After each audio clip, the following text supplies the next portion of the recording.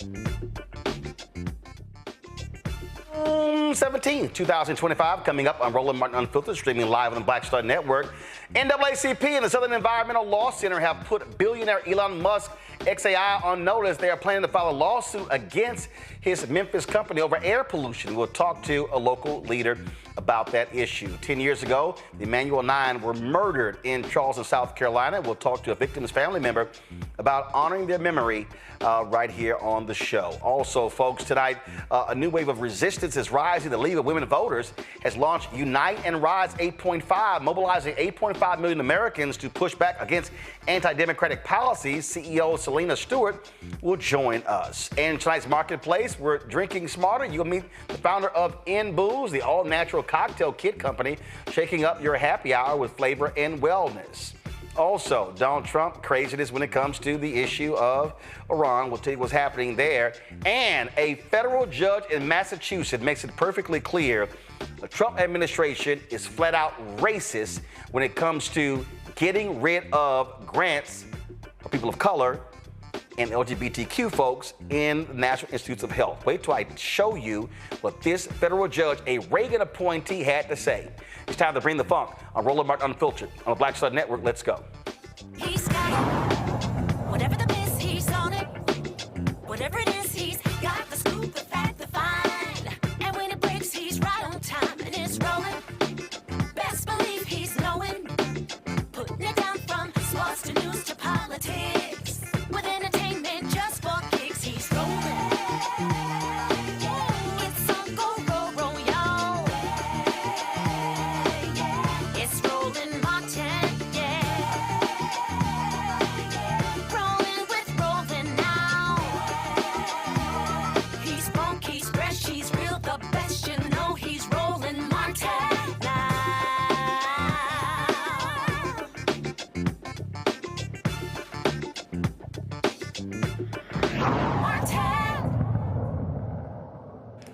Folks, we've talked on this show about Memphis allowing Elon Musk AI company to put up these turbines. They claim they have the proper amount.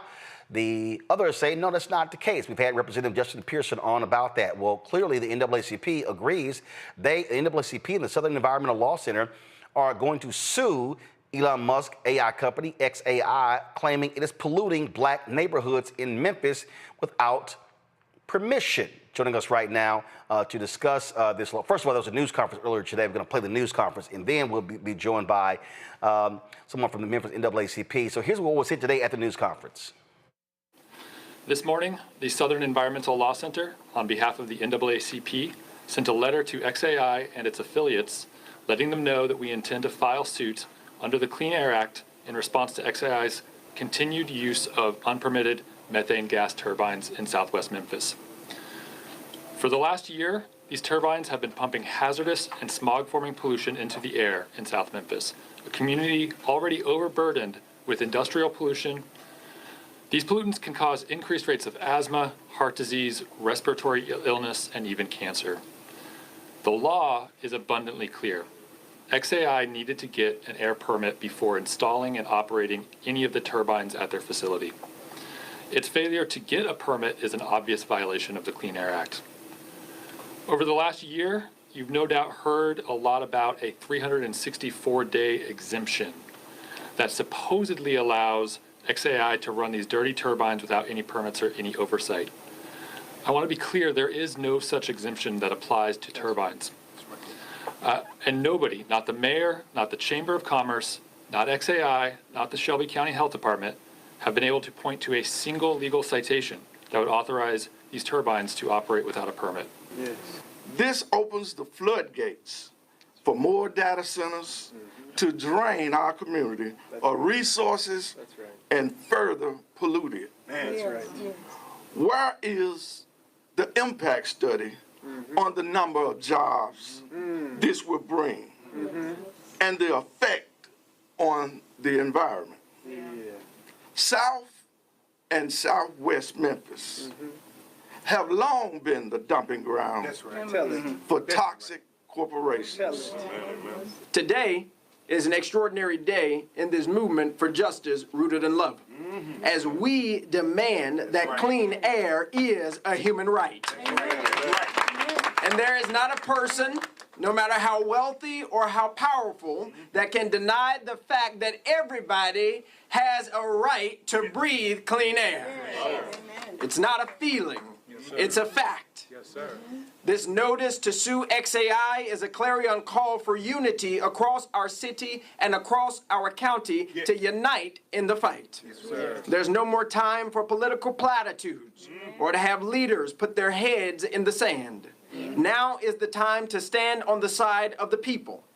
Mayor Young, Mayor Harris, Director Dr. Michelle Taylor, now is the time to stand on the side of the people. I want to give special thanks to the president of the National NAACP, Derek Johnson, to NAACP. Joining us now is Bray Connor, the NAACP's Director of the Center for Environmental and Climate Justice. Bray, glad to have you here. So how long have y'all been looking at this? Folks, Representative Pearson has been talking about it for a very long time. Other residents have been talking about it. And when did y'all decide that now was the time to launch this action? Well, thanks so much for having me this evening. The NAACP, as you know, because of our branches and our state conferences, who have been a part of many environmental and climate justice actions for a number of years, they were on the ground looking at these issues since xAI had started operating. They were asking questions, concerned about their health. They were concerned about what this would mean for the community. And so our branches and our state conferences, which are a part of our larger national footprint, they realized that there was an issue that garnered the attention not only of just the residents in South Memphis, but also of the entire country, to recognize that South Memphis was being seen as a sacrifice zone for this dirty data center. What I'm still confused by is that if you build something in the city and the county, there is a process. There's a process, and y'all have been saying that they have 30 plus turbines. They've been saying they have 15. I don't understand how hard this is. Doesn't the city or the county have the actual documents that show how many turbines they're using?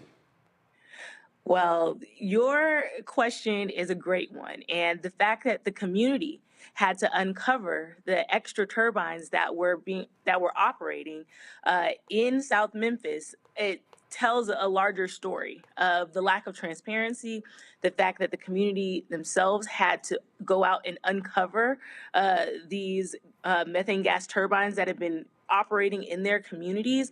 And these are the questions that we are asking. These are the questions that our branch leaders and our state conference president and those leadership members are also asking. Why is it that we have elected officials? Why is it that there is a county health department? Why is it that there are so many different entities who should be asking these questions, who should have the answers to these questions, but it really has lied in the hands of the communities to actually come forward and say, we actually, operated drones and were able to actually see that there were additional gas turbines that were operating at this data center. Well, what I don't even understand is, why even have drones? I mean, I don't understand. If you build something in the city and the county, there's a permitting process. There are inspectors. So no one from the city or the county has physically inspected this facility to confirm how many turbines are there? Well, what I can tell you is that these are the questions that community members are asking.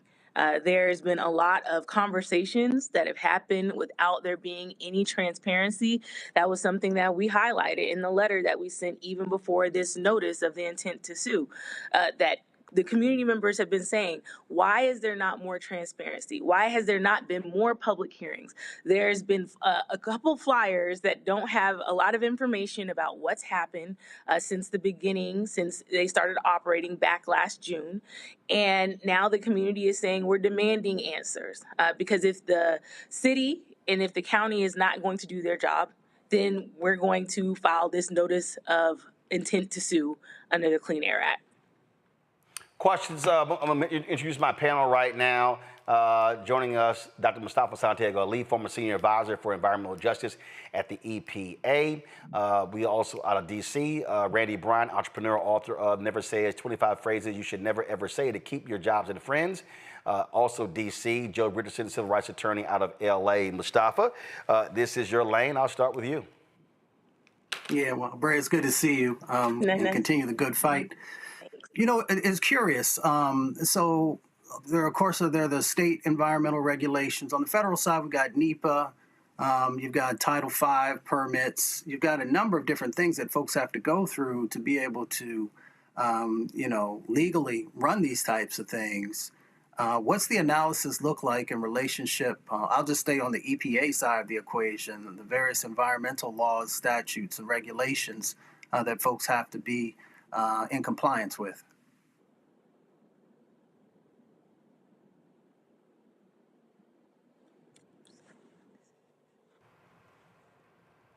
Bray, did you hear Mustafa's question? I did not hear your question. No. Oh, let's see if we can try it again. Mustafa, see if you can ask it again, and then let's see if a Bray can hear.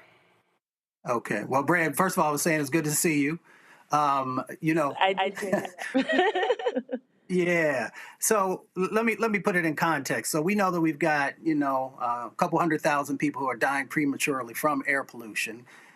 We know these turbines are going to be, causing additional impacts. My question was, there are state regulations that folks have to follow. Then, of course, on the federal side of the equation, we've got everything from NEPA to Title V permits to a number of other laws, statutes, and regulations that folks have to be in compliance with to even be able to get a permit.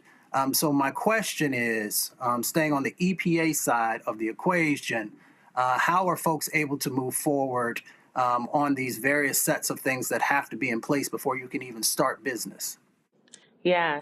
Well, typically, I guess from the standpoint of the company themselves, they have to look at what the different standards are, for example, as it relates to clean air.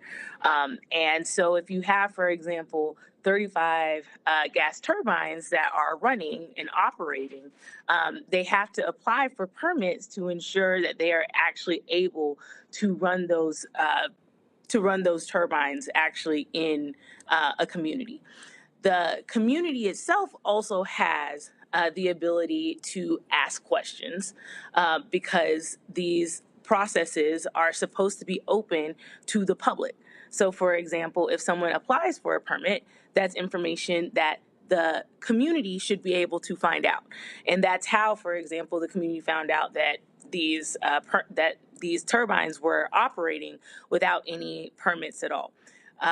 There's also the way that this can move forward from a community standpoint as well, is that they also look at, for example, their county Department of Health, or depending on the state, there's other potential regulating agencies who are part of that process. In this situation, we have the Shelby County Department of Health, who should be saying whether or not operating this many gas turbines at a particular time, whether or not that is detrimental to people's health. And in this situation, the Shelby County Department of Health has also dropped the ball by not actually making that recommendation, by not actually making that clear to xAI as well. But xAI also is supposed to be running a permitted operation, which they're not. All right, Joe. I surmise, I understand why you're suing the company, but given that the city is at the very least complicit, is there any thought to possibly now or at some other point actually bringing something or involving the city and or what are supposed to be the regulating agencies related to this on top of bringing claims against the company? Well, we absolutely have continued to say that we believe that there are a lot of individuals and agencies who have been a part of failing South Memphis. And so we are keeping our options open as to additional ways to ensure that we're fighting with the community in South Memphis. And we have not taken any potential legal actions off the table. Andy? Has anybody been to xAI to actually evaluate what is happening right now? I mean, it seems as if there's like a dark mystery and we don't even know what's happening there. Has anybody actually been able to tour the plant? Have any inspections happened? I mean, at all, or are they just allowed to run with no regulation? The community is doing what they can, and they're asking questions when they can. Unfortunately, there have not been many opportunities for the community to ask the regulating agencies and bodies what they've actually done in order to ensure their health, in order to ensure their safety. And so a lot of the information, it's either bits and pieces of information of just knowing the clear violations of the law, or the community having to take matters into their own hand to figure out, for example, how many gas turbines are operating at a particular time unpermitted in their community. But I agree. This is something where this is where your elected officials should be standing on behalf of the community to make sure that there's more transparency. This is where your regulating agency bodies should be standing on behalf of the community members to make sure that there's transparency about any deals that have been created, about what they have uncovered in their conversations. And unfortunately, a lot of that information has not been made public. All right, then. Bray, we appreciate it. Thanks so much. Keep us abreast of what happens in this story next. All right, thank you. All right, then, folks. Got to go to break. We come back more on Roland Martin Unfiltered, including we'll talk about this case out of Massachusetts where a Reagan-appointed federal judge rips Donald Trump's administration for their blatant discrimination. You're watching Roland Martin Unfiltered on the Black Star Network. This week on the other side of change. State of the Democratic Party. What are the barriers preventing us from seeking true liberation and including more voices in that process? They overlook Black organizers, young Black people, the work that we do all throughout the year. But then when the election cycle comes around, now all of a sudden they want to listen to us, listen in quotation marks. Now all of a sudden they want our labor and our contributions. And it's just like, for me, I'm at the point where it's like, no, we're not doing that. Tune in only on the other side of change on the Black Star Network.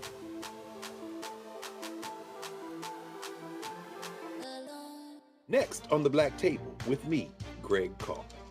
Dr. Kwasi Kanadu, author, scholar, and healer.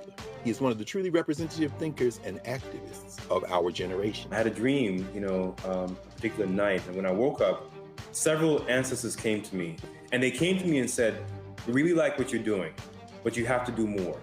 His writing provides a deep and unique dive into African history through the eyes of some of the interesting characters who have lived in it, including some in his own family. The multi-talented, always fascinating Dr. Kwasi Kanadu on the next Black Table here on the Black Star Network. Hello, I'm Isaac Hayes III, founder and CEO of Fanbase. Listen to what I'm about to tell you. The window to invest in Fanbase is closing. We've raised over $10.6 million of our $17 million goal. That means there's room for less than 6,370 people to invest in Fanbase for the average amount. The minimum to invest in Fanbase right now is $399. That makes you an owner in Fanbase today. Go to startengine.com/fanbase to invest. Why? Because current social apps have taken advantage of users for far too long, with content suppression, shadow banning, harmful racist content, and no real tools for monetization and equity. Fanbase has over 1.4 million users and counting, allowing anyone to reach all their following and monetize their content from day one. Social media is the new TV, and whoever owns the apps that distribute that content have the opportunity to own potential billion-dollar companies. While big platforms with uncertain futures are failing to serve their users, Fanbase is stepping up to fill the gap. Don't wait until it's too late. Invest now, invest for yourself and your future. Go to startengine.com/fanbase and own the next generation of social media.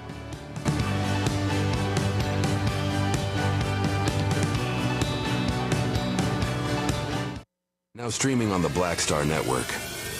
In France, me and Tony, and accidentally went to the Louvre, right? But I had never been, and I saw a side door. And we got off the little bus. I said, come on, Tony, let's go to the Louvre. I mean, I'm just like, let's go to the Louvre, right? We're here. This black girl is at the door with this white guy, black African girl. And she says, oh my gosh, Vanessa Bell Calloway. And I'm like this, you know me? And come to find out we were at the wrong door. But she said, I'm gonna let you just go in here. But I was in Paris, France. And that shocked me. She knew my name, she knew me. She knew my movie. You know, so it's like, you just gotta, they say, build and they will come. Put it out there, people will find it, they will come.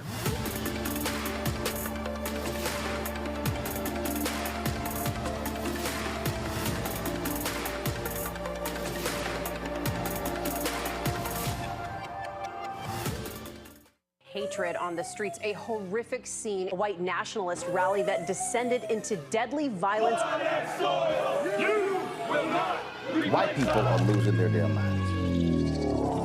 As an angry pro-Trump mob storms the U.S. Capitol, we've seen We're about to see the rise of what I call white minority resistance.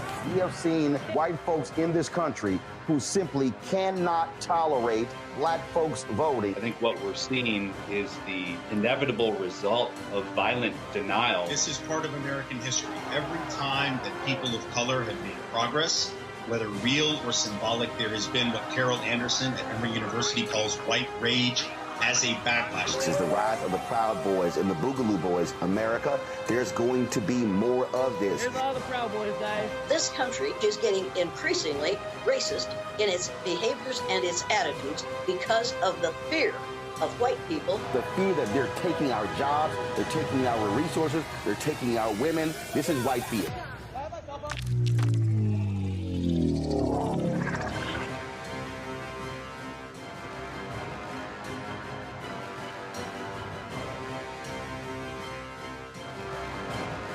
This week on A Balanced Life with Dr. Jackie, we're talking faith, family, fatherhood, and the pathway to reentry. Most of us, in some way, shape, form, or fashion, have had someone in our lives, whether it was a grandfather, a father, an uncle, a brother, or a cousin, who has been incarcerated or justice impacted.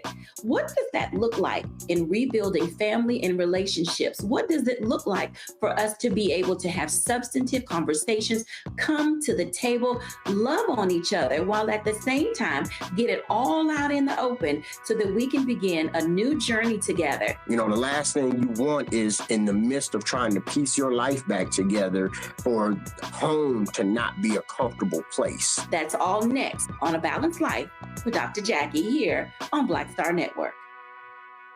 On the next Get Wealthy with me, Deborah Owens, America's Wealth Coach, Dexter Jenkins is a faith-based financial mentor with more than 20 years in the financial services industry.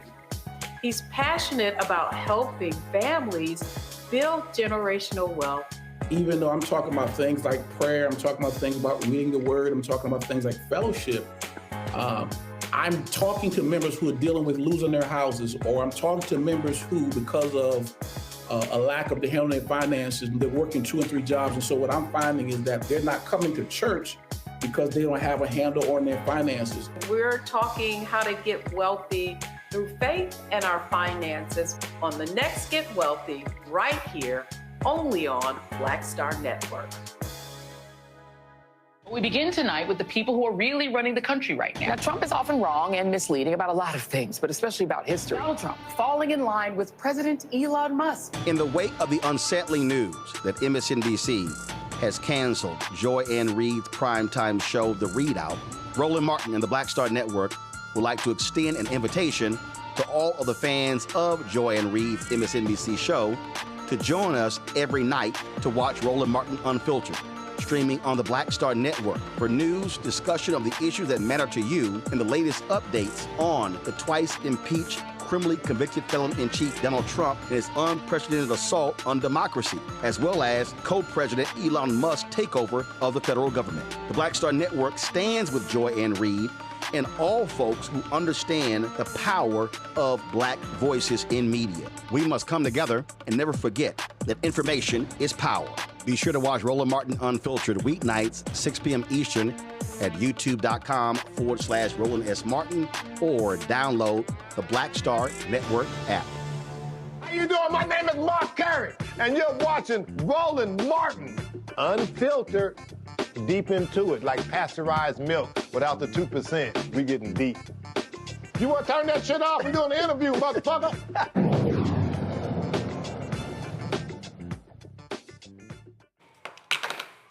Folks, 10 years ago today, Charleston, South Carolina, and the nation were shocked when a white racist at a Bible study shot and killed 9 black people at Mother Emanuel AME Church. Folks, it was absolutely stunning what Dylan Roof did. Of course, he was found guilty and sentenced to death. Reverend Clementa Pinckney, who also served as a state senator, was gunned down, along with Cynthia Graham Hurd, Ethel Lance, Reverend DePayne Middleton, Dr. Reverend Daniel Simmons, Myra Thompson, Reverend Sharonda Coleman Singleton, Susie Jackson, Tawanza Sanders. 5 others survived that horrific shooting. A decade later, Mother Emanuel still stands strong in their faith and spirit. However, South Carolina still lacks a state hate crime law. It's one of only 2 states without one. Reverend Sharon Risher joins us right now. Her mother and 2 cousins were killed that day. There's a reception taking place at the International Slavery Museum there in Charleston, South Carolina. And so she is walking there. Reverend, can you hear me? I can hear you, Roland. Do me a favor, remove your thumb from your camera screen so we can see you. There we go, we got you. Yeah. Stay as steady as you can. Or if somebody's standing next to you, just ask them to hold your camera. Nobody's standing. We got you. This obviously was shocking. It was horrific. And I don't care how much time passes, no one, whether you're a family member or church member, can get over what took place 10 years ago at Mother Emanuel. No, 10 years though seems like a week ago, the actual day. This big hole in my heart will remain there forever. But I must say, the city of Charleston and all of us here will continue to advocate for them. We will not let anybody forget them and why they were killed in that church. One of the things, Reverend, I remember, I was watching MSNBC, all these networks, like, oh my goodness, look at this, how they forgiven the shooter, they forgiven. And I was actually angry at that. And the reason I was angry, because all too often, white America wants us to immediately forgive. And I said, 9/11 took place a long time ago, and these white folks still ain't forgiven. And I think that people misunderstand the Christian ethos of forgiveness. Forgiveness don't mean we forgot. Forgiveness does not mean that we don't stop fighting. Exactly. Roland, I was with you. I was very angry and upset. My sister was the first one to say, I forgive you. I hadn't even gotten out of Dallas, Texas yet, because that's where I was living when all of this happened. And I just couldn't believe my ears. I'm hearing this on TV, and all I could do was scream and holler. It took me approximately 2 years to work out in my soul and in my heart about forgiveness. I'm an ordained minister and all of that. But God allowed me to work through this process the best way I knew how. And it was a God thing about the forgiveness. Everybody that I have talked to said that that was not on their mind, but God stepped in and gave them an understanding of why they needed to forgive. Because we know if Charleston hadn't forgiven like they did, it could have easily been another Ferguson or another place. So we thank God that they had the courage to know what God was nudging them to do. Yes, forgiveness was given, but that doesn't mean that we didn't want justice. And of course, that's a whole nother ball game when it comes to my advocacy work and what I've been trying to do. I think people miss that. Forgiveness doesn't mean we don't want you to go to jail. Now, folk may say we don't believe in the death penalty. We don't want you put to death, even though you shot and killed 9 black folk. But it don't mean we want to see you get out. Doesn't mean we weren't ticked off that those cops took him to Burger King after he got arrested. It doesn't mean that, like, for instance, I was at an event. It was an off-the-record event. The question came up, and I sat there, and Nikki Haley was talking about all the work that she did and how difficult it was and how she, got this hate crimes law passed. And I was pissed off. In fact, her family was sitting next to me, and I was mad as hell. And I was like, whoa, let me be real clear. That bill got passed because the blood of 9 black people got shed. That's what happened. And all too often in this country, it is taking black blood being shed for this country to move. That's the only reason that Confederate flag came down from the state capitol. Actually, it came down on July 10th, 2015, which just happened to be my birthday, July 10th. And that day, I looked at the picture of my mother and I said, Mom, look what your blood, your death has caused to happen. We will always remember them. Things have been done in South Carolina, but there's still a lot to be done. We are still steadily trying to get the South Carolina hate bill passed, which it's been stalled. You'd think the state of South Carolina, with all of this that have happened, that they would do this, but they're not. So we will continue to fight to get this law named after Clemente Pinckney, the senator and pastor that died in that church. Me, for one, will never stop advocating, will never stop calling my mother's name, Ethel Lee Lance. And I will continue to advocate and say their names, talk against hate, racism, gun violence, all of the things that God has put on my heart to be an advocate for. Well, I tell you that the fight does continue, and I have to remind people that it was South Carolina that was the first state to secede from the Union, that led the Confederacy, and the reality is, and those folks had to be dragged kicking to actually take that flag down, even after those 9 black folks had been shot and killed, and they want to hold on to that Confederate viewpoint for so long. They don't believe in hate crime laws, which says that they don't want to punish the folk who commit hate crimes against black folks and other folk. And that, to me, is an absolute shame. Yes, very much. Reverend, we with you. Our prayers are with you and the survivors and the family members, and we do not want this day to pass without remembering them, because all too often our folks are forgotten in history. And again, blood was shed, black blood was shed to make changes. And unfortunately, as a long, Emanuel 9 joins a long line of African Americans in American history that have had to die in order for this nation to wake the hell up and do what's right. Thank you so much, Roland, for having me to continue to put our history out there, to talk about things that nobody else want to talk about. God bless you. God bless you. Appreciate it. I have yet to be to the museum, but I will get there soon to check it out. Thanks a lot. Thank you. I want to go to my panel here. Randy, I want to start with you. But that point that we just can't deny that, again, too often. I mean, look at all the stuff that happened after the death of George Floyd. It took George Floyd's life being snuffed out for this nation to say, yeah, we kind of got to fix some stuff. That literally is the history of black people in America. Sadly, and it's not just that we have to die, it's that we have to die in such a public, brutal way.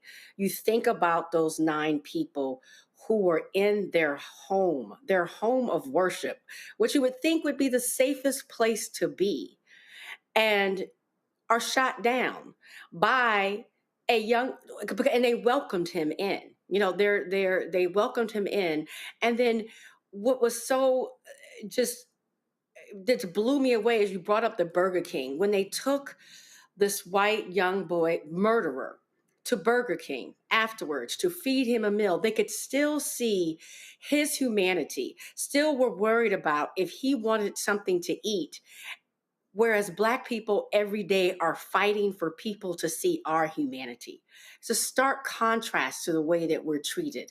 So yes, like you remember that day back in 2015, I absolutely do too. And again, it's almost like a wake-up call, but we stay woke. We don't get an opportunity to ever rest and relax, because if we can't be safe in our homes of worship, then where are we safe?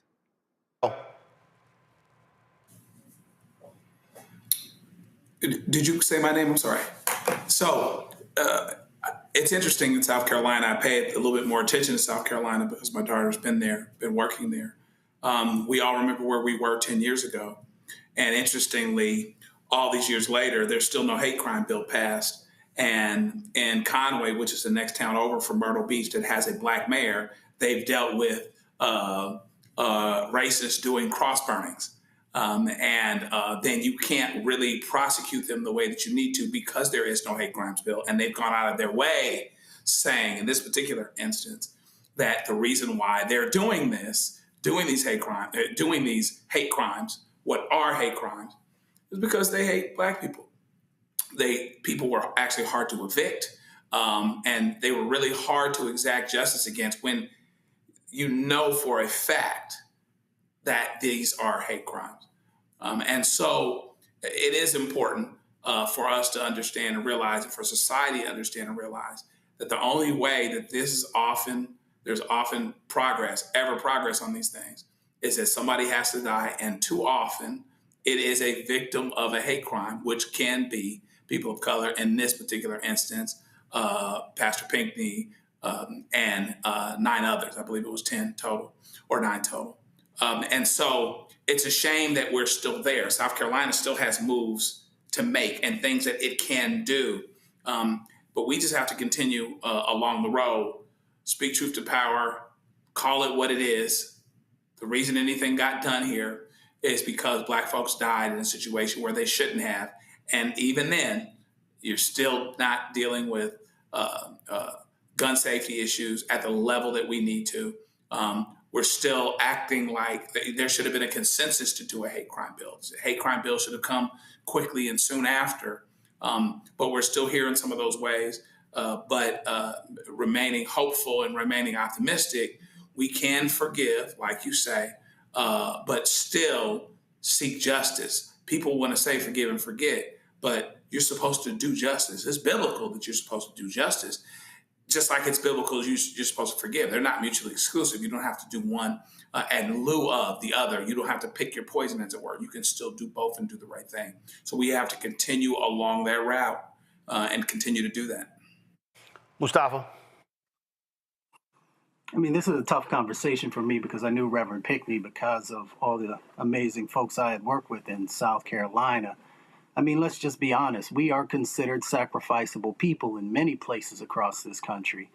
And as long as that dynamic continues to play out, we are going to see Black brothers and sisters die through all types of horrific actions. And that means, yes, we have to, one, put our arms around each other, build community, but we also got to hold people responsible. We got to let folks know that if you take a life in our community, that there is a price to pay. Now, I'm all for the legal system, but I also understand that we have to protect our communities because nobody's coming to save us. If somebody was going to come to save us, it would have happened a long time ago. And that's why we have a responsibility to do all that we need to do to keep our community safe.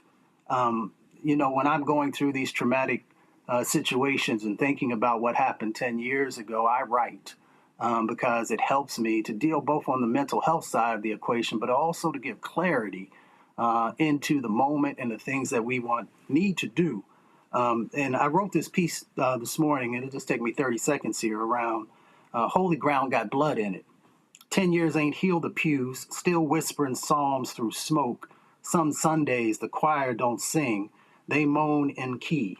Grief stuck in their throats like gunfire's echo. A man walked in with skin that the law don't fear, carried hate like scripture and made a sanctuary bleed. 9 names carved into air, ain't no wind strong enough to forget them. They were prayer and porch light, hallelujah and hush, black and beloved. But America got a blind spot where its heart should be. Calls it history, calls it mental illness, never calls it what it is. We ain't just mourning, we fighting. Lighting candles while building barricades, loving God while watching our backs. We know peace don't come without a reckoning.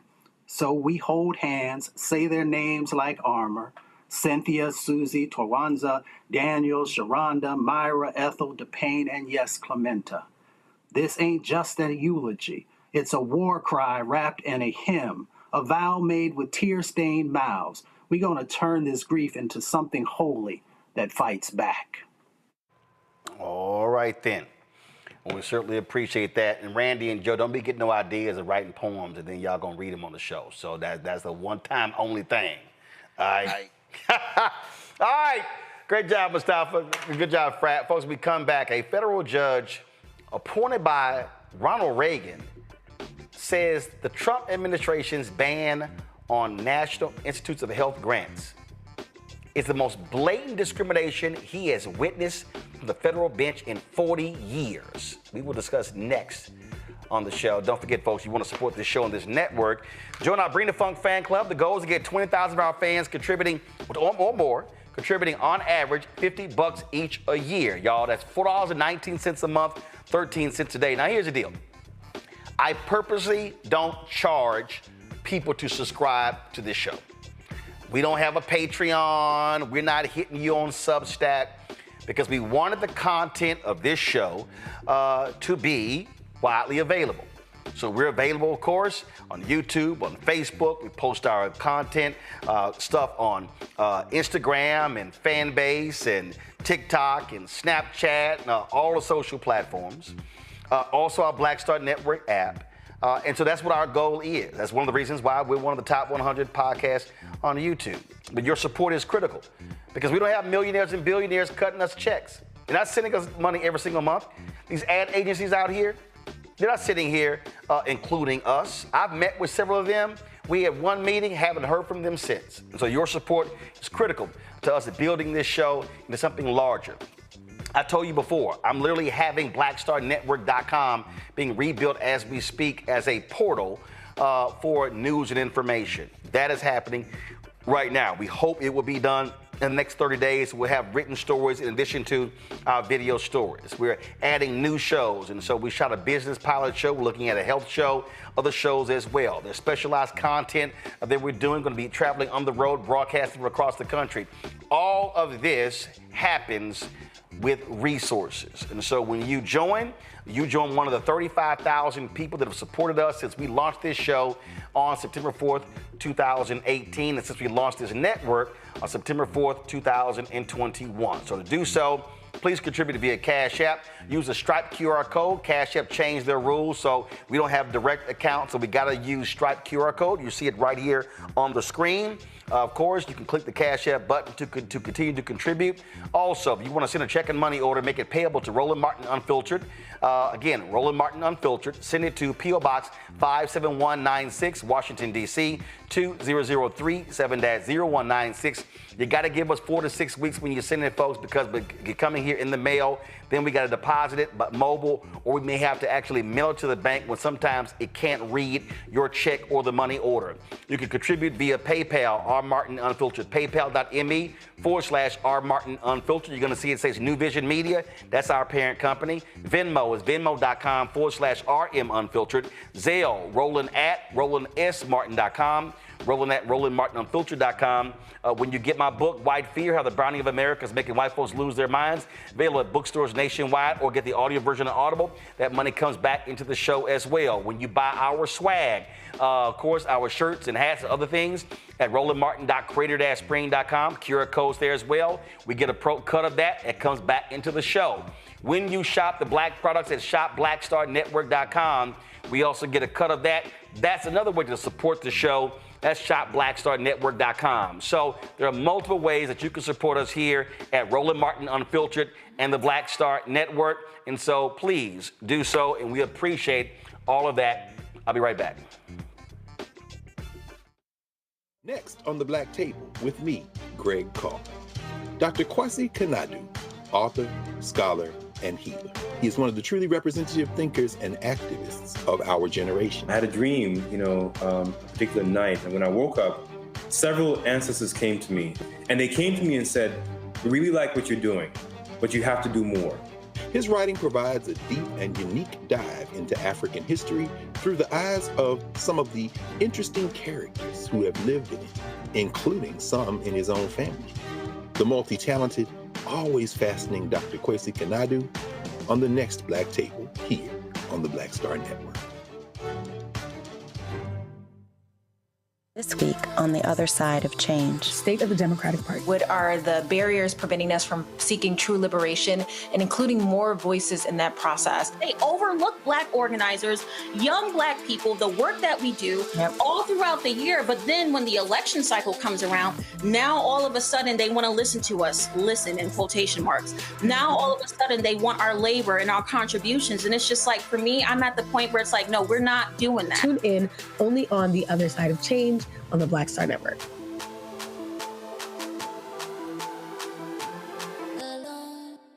Hey, this is Motown recording artist Kim. You are watching Roland Martin Unfiltered. That boy, he always unfiltered though. I ain't never known him to be filtered. Is there another way to experience Roland Martin than to be unfiltered? Of course he's unfiltered. Would you expect anything less? Watch what happens next.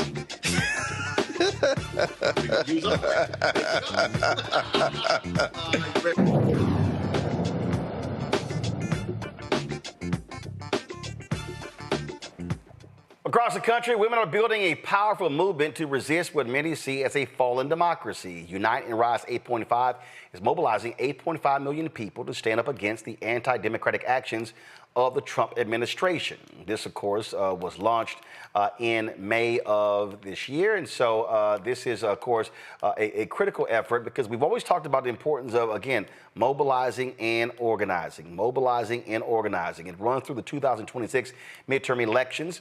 The initiative is really important because people keep saying, yo, who's doing what? What are they doing? What's happening? It's part of the Women Defend Democracy campaign led by the League of Women Voters. Celina Stewart is the CEO of the League of Women Voters of the United States. She joins us right now. Celina, glad to have you on the show. First and foremost, when we say to stand up against the anti-democratic actions, what does it actually mean? That means being out here in these streets. And it also means, for Black people, that means something a little different, right? Because I think Black people are having to be more strategic about how we raise our voice and be protest, right? And so the economic boycott, the economic protest has been something that I think Black communities have leaned into more. But when it comes to the League, one of the things that we are talking about is participating in the streets, understanding that when you are white in this country, that the crime against you during a protest is probably going to be less. And so it means showing up. It means withholding your dollars. It means going out to protests like the ones that happened this weekend with the No Kings action. But it's really about leveraging not only our voice, but our bodies to push back and show that this country is still about the people and a democracy. One of the things that I'm actually working on a book about this here is that one of the things that I keep seeing is that, and I keep hearing, is that people in this country don't believe that their vote matters. So how do you walk people through that and explain to them that their vote does indeed matter, but to be a part of change, it takes more than just voting? Yeah. So I think that you're exactly right. And when we were touring during this last election cycle, we did hear from people who were just like in Arizona and Nevada who were just like, our vote doesn't matter. And I think what we have to impress upon people is, one, we need to get to the core of why you feel that way, because it's likely more than voting. But why do you feel like you are not valued? But the second piece of that is that sometimes you have to show people data. I was just in Indiana and Tennessee the last couple of weeks, and we were going through, and we know both Indiana and Tennessee have one of the lowest turnout rates in the country in terms of voters showing up on election day. But one of the things we went through and we saw is that some of these elections were won or lost by 23 or so votes. That's wild. I think if we're able to communicate with people about how slim some of these margins are and how critical these roles play when these people are in charge of your life, whether that is the reading that your kids have in school, whether or not the pothole gets fixed, whether it takes 5 minutes or 15 minutes to get to your house if a crime is committed or if you need support or help from the police or fire, I think we have to drill it down to just regular people. And I think that that's one thing that has been missed in, recent communication and messaging that has been done. We have to reach people where they are and let them know just how critical it is to their everyday lives, and not just this one-time thing that we do for midterms or for the presidential election. I'm glad you said that. I was having a conversation in Columbus, Ohio on Friday after my speech there in the town hall we had, and we were at dinner. And I was literally saying, I was talking about what Joe Madison, my good buddy, used to always say, you got to put it where the ghost can get it. And I said, you can't talk about this in a 30,000 feet way. You have to literally explain to people, and there's no disrespect, in a fourth grade reading level. People understand newspapers are written on a fourth grade level. We have to also connect the dots. We have to be very mindful of the words that we use, the language that we use. We can't use, if I really want to go there, as they always say, highfalutin words. You shouldn't be using words that force somebody to go to a dictionary. And I know people might say, dang, bro, why you got to be that cold? But that's just the reality. We have to really understand that folk need you to make it plain for them to really understand what we're trying to get them to do. That's right. And, rest in peace, Joe Madison. Love, love, love. He's one of the stalwarts of, I think, civil rights and just an activist. And I miss him a lot. But I think you're absolutely right. I think that we have to drill this down to regular people speak, because the reality is that people care about things that they do every day. And I think that when we are talking about things that affect everybody and their lives, you just have to connect with people. This is about connecting with communities and connecting with people and not getting out of politics. Because when you get out of DC, you start to hear real conversations. Farmers, you hear from people who are trying to hold it down with 2 jobs. We're trying to talk to people who are having a hard time paying $6 for eggs. And so when you are talking about political lingo, like what you're saying, these highfalutin language, don't nobody care about that. Don't nobody understand that. So you just have to speak plain language to people. But I think that's how you connect the dots for people, which is bring it down to what matters to people every day: their kids, their family, their houses, the taxes that they're going to pay, how much they're going to pay for gas and eggs. And that's what gets people to understand. And when you layer on that the 23 votes that some counties or some people won by, it really makes it plain. But one of the things that stood out to me after this past election is there were a couple of million, I think it was almost 2 million people who searched on Google, how do I change my vote for president? That's a problem. That's a problem that people don't understand how civics and how government works in this country. And it means that it's also an opportunity on platforms like this, and also for the League of Women Voters, to truly educate people about the impact of their decisions. Because there's a lot of people hurting right now who voted for this president or who didn't vote for this president, and we're all having to suffer from the consequences. Questions from the panel. Randy, you first. I love what you're saying here about taking the conversation, like not dumbing it down, but making it where everybody can relate to it. But I also wonder how do you feel about asking why and listening some? It seems like we do a lot of talking to people, but I often feel like we don't ask them questions like what matters to you, so they can find a reason, and we could find a reason why voting all of a sudden should matter to them. Because sometimes voting seems like something, and democracy seems like something so separate from our daily lives. But if we say what matters to you, I mean, we talk about the eggs and things, but if you say, I see that your wife is pregnant, what about Medicaid, since 41% of births are covered by Medicaid. Like, it just, where we set up town halls again. I mean, I just remember the olden days of town halls where we really got to hear people's opinions, and not just the same people we hear from all of the time, but really getting a cross section of citizens and listen to their voices, particularly the people's voices that don't feel like they have a voice. I just wanted to know your thoughts about that. No, I think that's true. And when I was saying, having conversations with people and asking, why don't you feel like you matter? Like, that's a deep question. When I'm talking to young people in particular, it may be because, when I go into court, the judge doesn't care about me. And I'm like, well, do you know that in this state that you elect those people? So when you're talking about going before a judge, and either it's for child support or whatever the case may be, do you understand the power that you have to actually elect the person who has the right to make decisions over your life? And so I think it is a conversation. And I think that I think you're absolutely right that we have to listen to what people are saying and what is going to motivate them to vote, because it's going to be something different for each person. But when we talk to one person, it may reach multiple people, because they may go back and talk to their family members and talk about why it's important to vote. But I think you're absolutely right. Asking more questions, being intentional about listening, but also using that as an opportunity to connect the dots with the power that they have over their own lives to stop whatever problem that they raise and why they feel like they don't matter.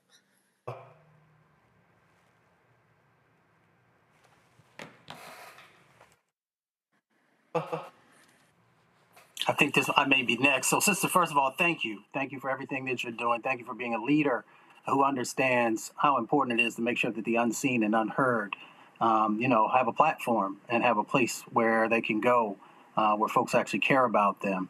For you to be successful, what does it look like? What does it take for your organization to be able to hit the goals that you put forward for yourselves? Stop that. Coach Roy said, "What's up?" That's the first. And then second, I will say that, right now I'm deep in prayer, because I think a lot about, we don't talk about this. It's not always acceptable to talk about this in spaces, but we're in spiritual warfare right now. This is a fight between light and darkness. And so when I think about what it takes for me to be successful, just as a woman, as a Black woman leading a primarily white organization, it really means leaning into my faith and my gut and my intuition about what I think is the right thing to do. And sometimes doing the right thing is hard, because it may put you in jeopardy. I know for myself, it puts me at risk in some ways. The risk goes up. But the reality is that if you're living in your purpose, it's always going to come with risk, but you just have to pray that protection is coming based on how you walk in your walk. All right, Joe, batter up. You're up. Okay. I know that in the League of Women Voters versus Trump case, you've gotten a preliminary ruling for TRO to hold off some of these terrible provisions in his executive order from coming to fruition, at least for the time being. Talk about how you're using, or if you're using, things that are very real, like what they're trying to do with this SAVE Act, like what he's trying to do with this executive order to help explain to folks why voting is important. Are there ways that you can use those things to show very, very real examples of why votes count and matter, and how this attempt at undercutting the right to vote in so many ways could be so devastating? So I think about the League's origin story and how, the founder of our organization had a goal of enfranchising half of the female population at the time, which represented about 10 million women in this country. And when I fast forward to today, the SAVE Act is one of the most, if not the most egregious pieces of, this isn't even legislation. We have an EO from a president who's overreaching the bounds of his own authority. But we have, an attack on women. The SAVE Act is an anti-marriage bill. It's an anti-female bill. It's an anti-trans bill, because this bill will have the impact of disenfranchising 80% of women who have taken the surnames of their partner. And if we want to put the math on that, lawyers don't really do math, but I have some math theory for you anyway. 69 million women would be impacted. 69 million women could show up in 2026 and not be able to vote. And if we think about that in context of what this last election, how many people showed up, it's about 156 million people. That's half the election. And so we have to think about it that concretely, that 69 million people, women in particular, would be disenfranchised from voting. And when you have worked for, not me, I'm not 105, but the organization is 105 years old. When the organization, the work that we have been doing for more than 105 years has been to enfranchise women, to make sure women understand, what's on their ballot, educated about who they're voting for, et cetera. And now that work goes beyond women to anyone in the country who wants to understand how to effectively cast their ballot. And if we think about the reasons why people change their name, not only marriage, if people are changing their identity, but sometimes it's just for safety reasons. You may have to change your name because of a domestic dispute. So now, because you have changed your name, and that has been historically something that women have done in this country and other countries alike, now you're being penalized by a single effort by the president and Congress with the SAVE Act and they're just not being honest about the real impact it's going to have. And this is not conjecture. We have in New Hampshire, where this is already passed, and just this past primary, women had issues voting. So this is not pretend, it's not made up. This is real challenges that people are going to play. That was just an example, a very small example of how this will affect across the country. Right then, well, keep up the good fight. We certainly appreciate you joining us, and hopefully y'all will hit that 8.5 million and wake folks up to what's happening in this country. Thank you, Roland. All right, folks, when we come back from this break, we're going to talk about this ruling out of Massachusetts where a conservative-appointed federal judge said the Trump administration's ban on National Institutes of Health grants for people of color and LGBTQ folks is the most blatant form of discrimination he has witnessed from the federal bench in the last 4 decades. Yes. We'll talk about that next, right here. Roland Martin Unfiltered on the Black Star Network. This week on A Balanced Life with Dr. Jackie, we're talking faith, family, fatherhood, and the pathway to reentry.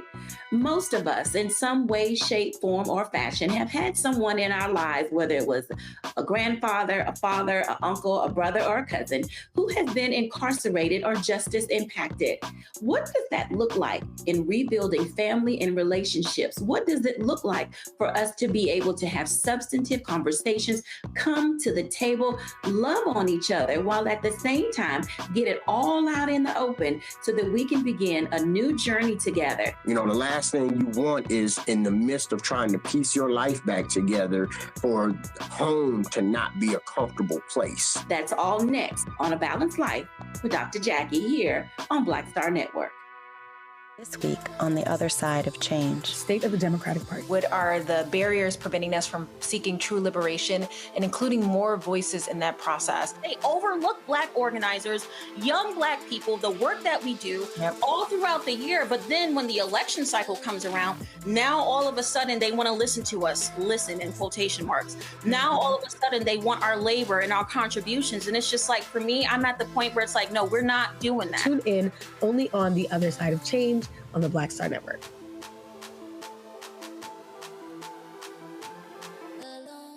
Y'all, look, Fanbase is more than a platform. It's a movement to empower creators, offering a unique opportunity for everyday people to invest in Black-owned tech, infrastructure, and help shape the future of social media. Investing in technology is essential for creating long-term wealth and influence in the digital age. The Black community must not only consume tech, we must own it. Discover how equity crowdfunding can serve as a powerful tool for funding Black businesses, allowing entrepreneurs to raise capital directly through their community through the Jobs Act.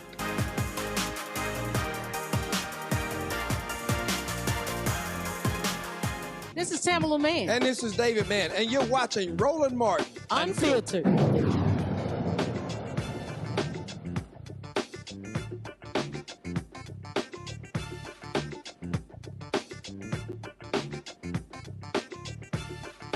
How many times have I told y'all that Donald Trump, J.D. Vance, and this MAGA Republican administration is absolutely racist? That they are anti-Black. Now, we know they anti-LGBTQ. We know that. But they anti-Black, okay? And here you have a federal judge in Massachusetts appointed by Republican conservative Ronald Reagan. Now, Reagan didn't like Black people. We all know that too. This federal judge, in ruling in a lawsuit regarding the canceling of grants in the National Institutes of Health, literally said that this is the most blatant discrimination that he has seen in 40 years on the bench. Folks, this is crazy. This here is a New York Times article. And the ruling from the bench, Judge William G. Young of the Federal District Court for the District of Massachusetts, blasted the Trump administration, ordering them to restore much of the funding pending an appeal. Look at this quote, y'all. This represents racial discrimination and discrimination against America's LGBTQ community. That's what this is. He said, look at this here. Judge Young, a Reagan appointee with 40 years of experience as a federal judge, said the government's rationale for canceling some of the grants, which also supported research into topics such as gender identity and equity in all healthcare, appeared to be rooted in prejudice. He cited the administration's very public efforts to eliminate any trace of diversity and equity initiatives from the federal government, as well as its attacks on transgender people. Now, when you go through reading this article, he said that over the course of his career, he had, quote, never seen government racial discrimination like this, and felt duty-bound to state his conclusion about the government's intent. Quote, I would be blind not to call it out. Folks, this is crazy. It's unbelievable. Now, see, this is not, oh, that's y'all just saying this stuff. No. Now, when they had the trial, he was grilling Trump's lawyers, okay? Hitting them up, blasting them about their decision-making. Now, Andrew Nixon, a spokesman for the Department of Health and Human Services, said the agency stands by its decision to end funding for research that prioritizes ideological agendas. That's what he calls it. Ideological agendas. Look at this. Leading up to the ruling on Monday, Judge Young repeatedly pressed for details about the government's decision-making in terminating the grants, expressing deep skepticism that it had followed normal, dispassionate processes. On several occasions, he expressed dismay that much of the publicly available information about the cancellations had to be gleaned from GrantWatch, an independent database put together by a small team of academics who worked to piece together the extent of the Trump administration's cuts through their crowdsourcing. The way that, y'all, this is crazy. This is literally what the judge said. Can you imagine? Can you imagine this whole deal? I mean, in looking at this story, I mean, ProPublica also had their breakdown right here. It says, in Monday's ruling, the judge determined that the directives that led to the grant terminations were, quote, arbitrary and capricious, and said they had, quote, no force and effect. Now, his ruling only covers the grants that the plaintiffs identified.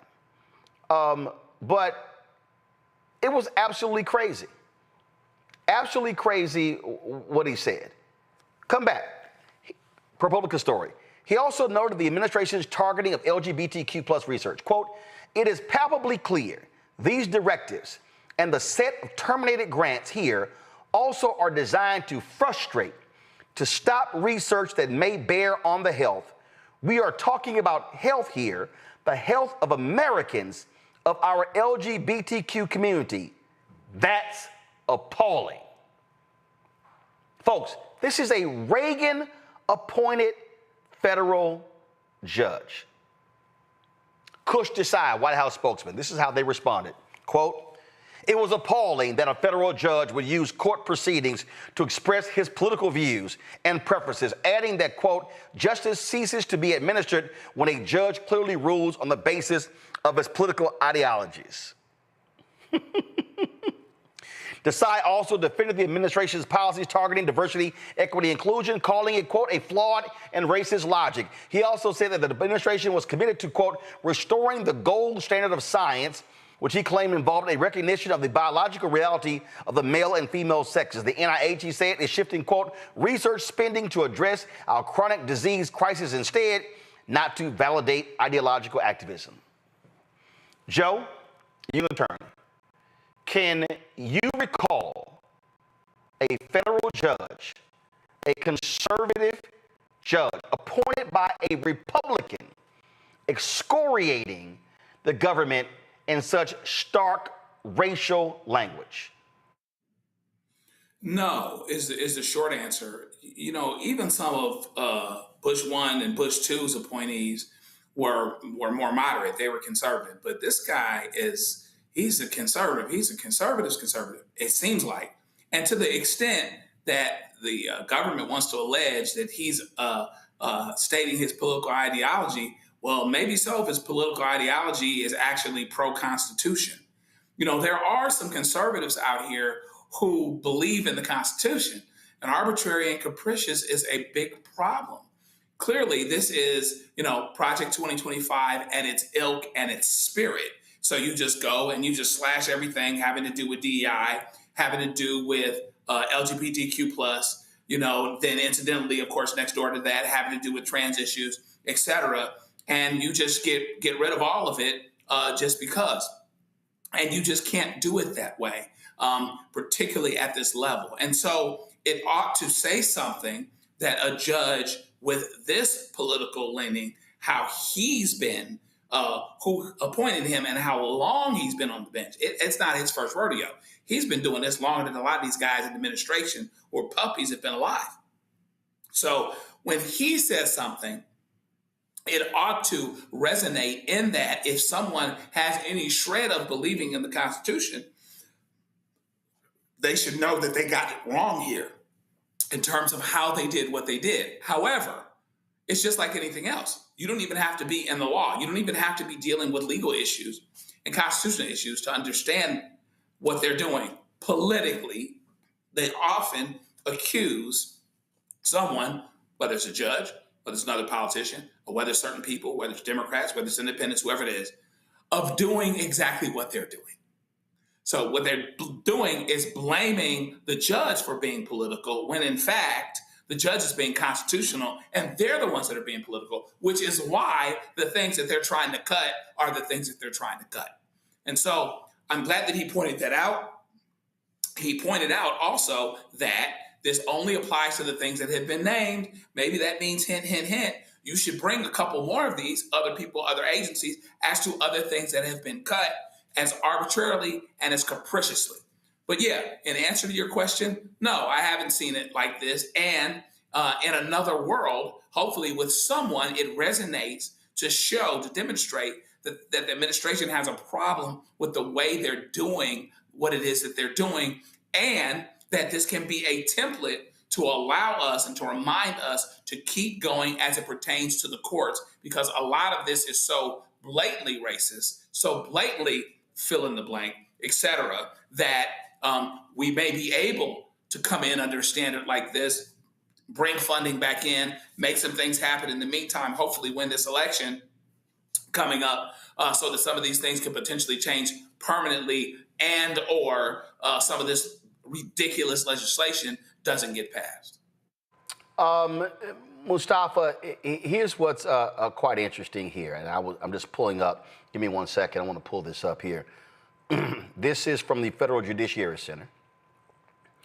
This judge, 85 years old, nominated by Ronald Reagan on March 8th, 1985, confirmed by the Senate on April 3rd, 1985. First of all, that's real quick, 1 month. He assumed senior status on July 1st, 2021. Undergrad, Harvard University. Law school, Harvard Law. U.S. Army captain. Law clerk for Supreme Court of Massachusetts. Private practice, Special Assistant Attorney General for Massachusetts. Chief Counsel for the Governor of Massachusetts. Associate Justice, the Massachusetts Superior Court. And he's lectured at Boston College Law School, Boston University Law School, and Harvard Law School. We talked a lot on this show about how judges were so important. And a lot of people, I don't care, I don't want to hear about no Biden-Harris judges. I hope all these Simple Simon yahoos now understand, with all of these judges ruling against Trump, according to the law, I hope they now understand why federal judges matter. A lot of these judges ruling against Trump are appointed by Republican presidents, even some of Trump's own appointees. Not that fool Judge Cannon in Florida, ruling against him on the rule of law. And what these judges are saying is, I don't give a damn if you're MAGA. I don't give a damn if you believe in a theocracy. In this country, you are to abide not by your Bible, not by Project 2025, not by the Heritage Foundation, not by the Federalist Society, but by the United States Constitution. And that's exactly what it should be. And you can always tell who's real, right? Judges that are actually living up to the letter of the law, but also bringing into their analysis, what are the public health impacts, right? So when you see these other judges who you know are not doing the right thing, they often don't want to talk about the public health impacts, right? They don't want to talk about the public health impacts to the LGBTQIA community. They definitely don't want to talk about the health impacts that are going on in relationship to Black communities. And I'm sure that this judge took that into consideration. He understood, based upon the folks that he talked to, that we die at twice the rate from cardiovascular disease. So if you're a real judge, you're going to make sure that you're pulling that information in, or that we have the highest death rates from cancer, whether it is prostate, colorectal, or breast cancer. Black folks are dying from that higher than anyone else inside of our country. So as you're interpreting the law, you're looking at these grants that are out there, then you got to take that into consideration and asking, are you intentionally trying to kill these people by taking away the research, by taking away the training, by taking away the dollars that are necessary, whether it is in colleges and universities or in community organizations or whoever it might be. He probably took into consideration also that the infant mortality rate is 2 times for our communities, twice as likely our babies are to die, or mom's mortality is 3 to 4 times higher, or for both the LGBT community and the Black community as a whole, 42% of the new cases that are out there are caught up into that. Or diabetes, we're 60% more likely to have that, and then leads to other types of diseases. So a good judge is taking all this information and then asking the question to the folks who are trying to take these things away: how does this help? How does this actually help to move the needle in a positive way? And how does it line up with the law? Randy, I am reading the political story here. The judge says, come on, to my iPad, Anthony. I'm hesitant to draw this conclusion, but I have an unflinching obligation to draw it. That this represents racial discrimination and discrimination against America's LGBT community. That's what this is. I would be blind not to call it out. My duty is to call it out. Go down further in the story. This is crazy.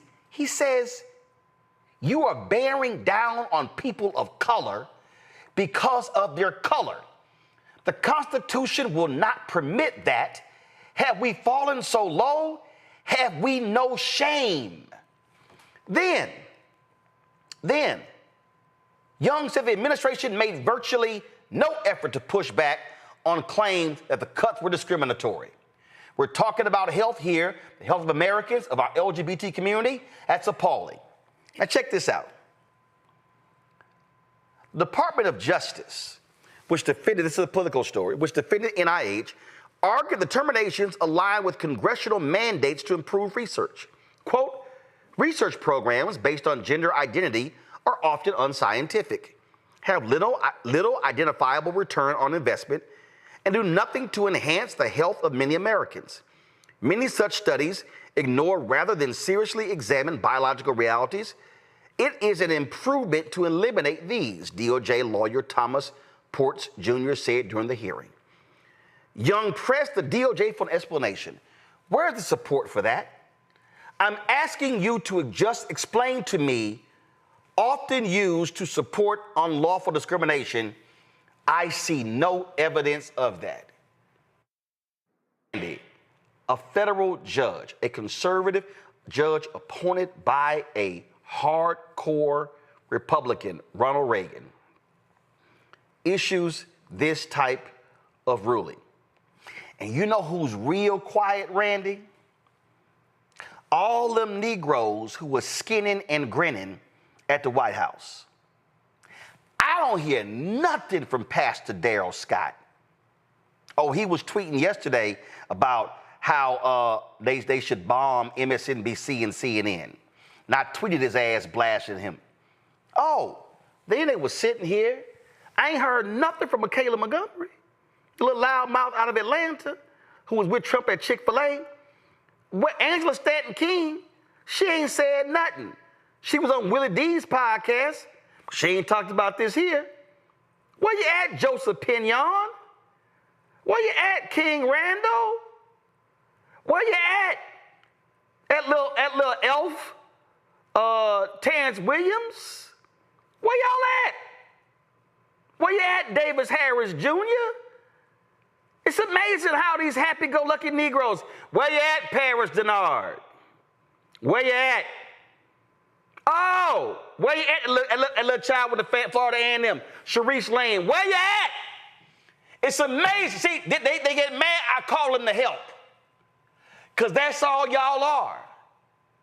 And yeah, where your ass at, Tiger Woods? You rolled up in the Black History Month reception, draped in your Congressional Medal of Honor. I'm sorry, your Presidential Medal of Freedom. But y'all don't say nothing about the racism coming from these folks. Oh, I know what it is. Where you at, Elvita King? Where you at, Byron Donalds? Where you at, Tim Scott? Where you at, Burgess Owens? Where you at what's the little one from Texas? Wesley Hunt. Where you at? Where y'all at? It's amazing how silent they are. They don't say nothing about all of the racial discriminatory stuff that goes down. Where you at, Bruce Lavelle? Where you at? That's why I call y'all to help. They only call y'all to help them look diverse. Y'all are the help. Pure and simple. Randy, go ahead. They're the absolute help, and they have no room in this conversation because it's so refreshing to see integrity because we haven't seen that lately. And I appreciate that the judge said, my duty is to call it out. Your duty is not like the people you just listed to kiss butt, to shuck and jive, to gain favor. That's not the duty. The duty is to serve the Constitution of the United States of America. And that's what that judge did. And he recognizes that what they are doing, what they are trying to do, attempting to do, these executive orders, is honestly orders to kill us. Honestly, orders to kill us, because it wasn't until recently that Black people willingly were able to participate in studies that they did at the NIH. We weren't even considered when they came out with statistics or came out with health recommendations. It wasn't about us. They didn't care about us. They weren't looking at diseases like sickle cell anemia that affects us to a higher rate. Just like Brother Mustafa just said, they weren't talking about the health disparities when we have children. It wasn't anything that was considered. And so that's what they want to go back to, that the only people's health that are considered and studied and paid attention to, again, are white, male, and heterosexual. And those are the people they care about. So, but it is so refreshing to see someone who is basing his decisions and has some integrity in basing his decisions on how the Constitution bids him to, and not on trying to please a wannabe dictator. All right, folks, let's talk about a true legend in American history, Robert Smalls. Too many Black folks don't even know about Robert Smalls. He, of course, was a South Carolina legislator, but more importantly, this man commandeered a ship, took it over, and led him and others to freedom. Well, there's a new book out. It's called Defiant, The Story of Robert Smalls. It's an illustrated book. Some call it a graphic novel, but again, slavery to me was the most graphic things. I don't necessarily think that this is as graphic as it is. And so, and again, as opposed to a traditional book, there are great books on Robert Smalls. This is all illustrated. Joining us right now is the illustrator of the book, and glad to have him join us right now. Rob Edwards. Rob, how you doing? Great. Thanks for having me. Why'd you pick Robert Smalls as the subject? Well, you know, there's so many stories that just get lost in history. You know, that it wasn't until recently that we found out about you know, the 12 years a slave story. And Robert Smalls was one of these things. A friend of mine who worked at Legion M, he told me about. And as he told me about it, I consider myself a pretty well-read guy. I did not know his story. So I had to kind of go through. Fortunately, I got a lot of research. You know, Dr. Maisha Eatman at Harvard helped me out with a lot of the context. And Michael Boulware Moore, who's great-great-grandson of Robert Smalls, helped me out with some of the details. So when did you first learn about him? Man, I tell you, it was on this project. There was a meme that somebody had sent in to Legion M, and it said, "Man, we make all these movies about all these other people, but here's a guy from history that we've made no movies about. And why is that? It's such a huge tragedy." And I agree. I think that every kid in high school should be wearing a Robert Smalls T-shirt. Hopefully, we'll fix that. Again, I mean, when you look at his story, I mean, even after, I mean, just, I mean, first of all, it's crazy there's not been a movie about Robert Smalls. Exactly. We make movies about everything. You know, I mean, myself, I mean, I've written, you know, a Black Princess, you know, Captain America, Black Captain America, and no, you know, actual genuine, you know, heroes from history. So, and I want to stop you right there because you just used the key word. You said heroes. And I think part of the problem here is that And I remember when Snoop Dogg and I went at it when the Roots remake took place, and he was complaining about these slave movies. I saw this clip the other day, and I blasted that fool. Some black Canadian sister was on Adam Carolla's podcast, and she was bitching and moaning about all they do is make slave movies. When Will Smith's movie came out, Emancipation, I said the problem that black folk they keep looking at these as slave movies, but they're not looking at these folks as black superheroes. Yeah, see, that's where I started with these things. Is that my problem is you always see the same movie. You know, it's always okay. There's a slave. He's he's there for whatever good or either he was free before or he wasn't. He escapes, and the entire movie is about the escape. And then in the end, oh boy, he's free, and that's the end of the movie. And Robert Smalls, his story begins with his freedom. He started a bunch of businesses. He, because of the bounty on the weapons that were on the Planter, the ship that he commandeered, he became wealthy. He bought the house that he was enslaved in. He ran for Congress successfully 5 times amid Jim Crow and attempts to frame him for bribery. And what I think is most heroic, most deserving of a superhero status, is that he died of old age because there was a bounty on his head the entire time. Now think about this, that here's a guy his story, if it had gotten out at the time, would have been truly inspirational to people. Think about what happened during the Haitian Rebellion, right? They dragged people through the streets, through black neighborhoods to warn them that if they ever did anything like this, this is what would happen to them.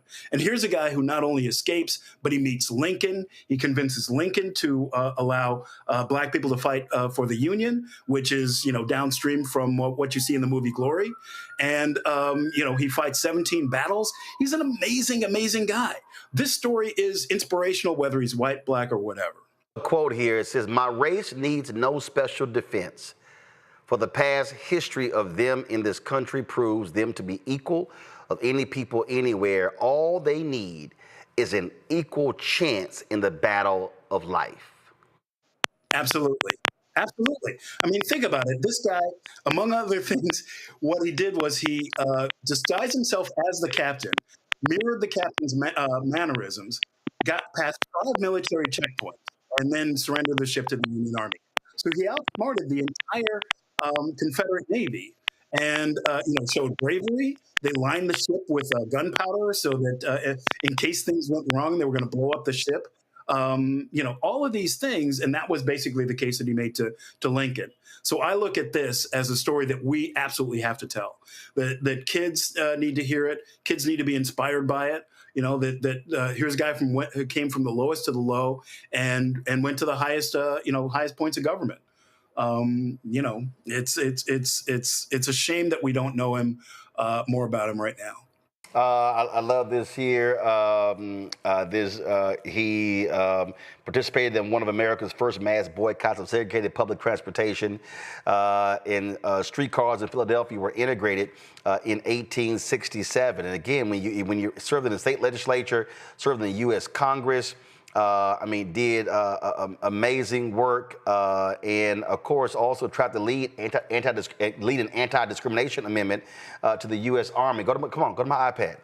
This is history.house.gov, and it lays out all of these different things. Look at this. He argued against transferring federal troops stationed in South Carolina, warning that without the military's presence, private red shirt militias, all white paramilitaries who back the Democratic Party's effort to win control of the state, would make war on both the state government and the state's freed people. That is exactly what happened when the compromise of 1877, and that was a result of that compromise, which also reinstated Jim Crow.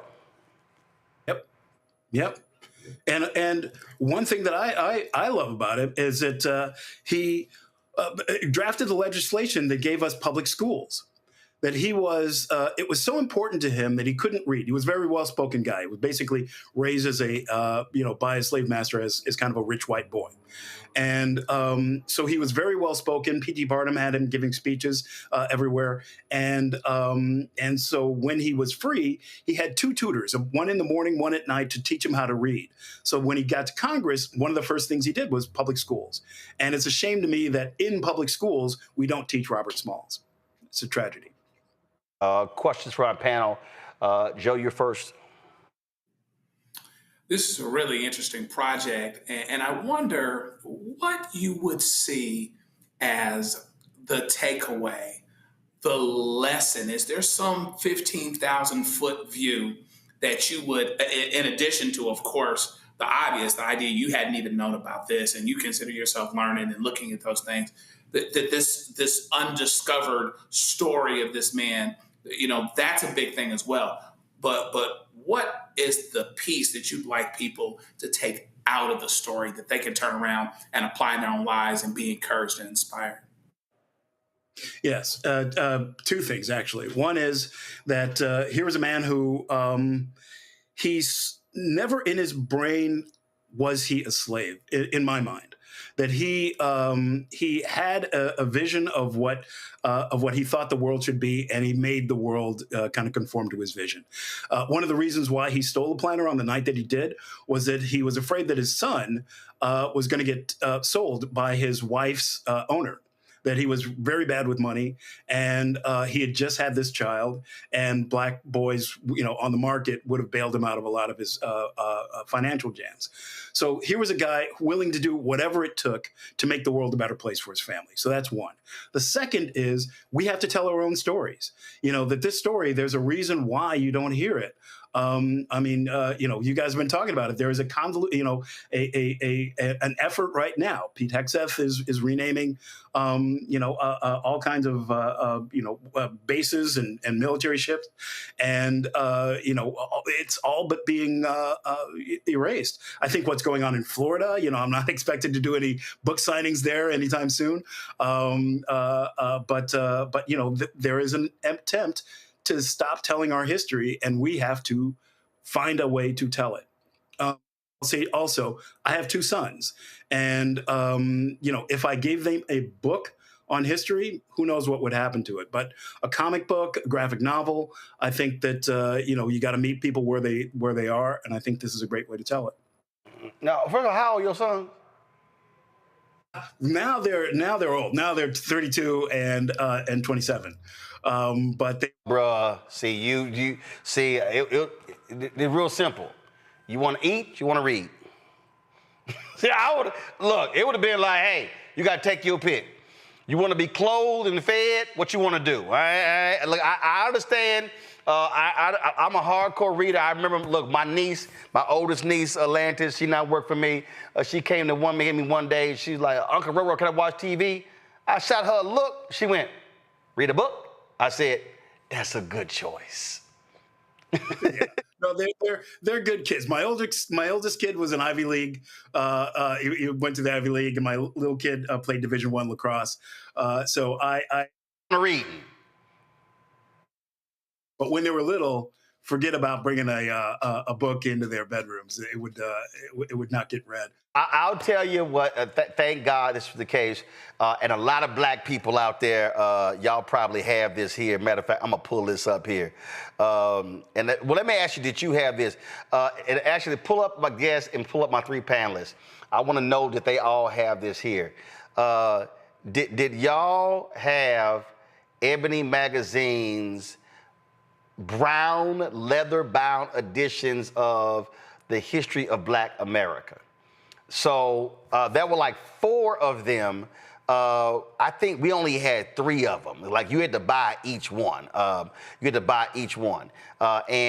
We had, that's why for me with the story of Robert Smalls, we had 3 of them. And so I remember being 5, 6, 7, 8 going through that. So part of the reason why I am the way I am when it comes to history is because being able to have those books in the house and just reading them and seeing the pictures at that early of an age impacted in terms of sort of how I see things today. So when they say reading is fundamental, they're absolutely right. Mustafa. Yeah, well, thank you, brother. And you know, we do live right now in a society that doesn't like to read, or a big percentage of it. So anytime we can create bridges to deeper, you know, points of information, I think that that's important. And I think graphic novels play that role, along with other types of things, to get people to actually read more. I'm curious about the illustrations that you have. How did you come up with those, and how do those help to bring, you know, sort of pull people in to the story? Yes. Well, yeah, that's a great question, because the artists that we have are just amazing. The cover is by Nicholas Draper Ivey, who draws Static Shock. The interiors are Sean Damian Hill, who draws Black Panther. The interior covers are Ray Anthony Height, who also does Black Panther. It's beautiful. It's gorgeous. It's published by Sebastian Jones and Stranger Comics, a Black independent comic book maker. So we had an embarrassment of riches, which is everybody that I asked, all the great comic book artists, Black comic book artists that I asked, said yes. So it was the artwork that you'll see in it is just amazing. The other thing we were trying to do with it is do a movie on paper. You know, make a comic book, graphic novel that if you read through it, you would have a good sense of what the movie was, and you would have a good sense too that it wasn't going to be your average, everyday, slave narrative. Randy. Slogan that you hear often thrown around, and I also see it on T-shirts, and it says, "We are not our ancestors." How do you feel about that slogan? See, that's when people don't know, right? You know, it's like there are heroic ancestors. I think we're kind of, our history has been whitewashed to the point where we don't really have a connection to our history.